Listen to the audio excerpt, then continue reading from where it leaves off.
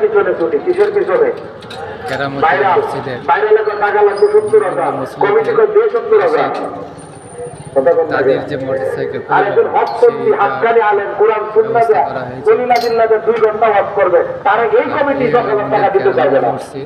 যারা দূর দূরান্ত থেকে বিশ্বাস করেন এই মসজিদে মান্নত এবং কিছু দেওয়া তাদের জন্য এই আপনারা নাই জোরে বলেন আপনারা নাই।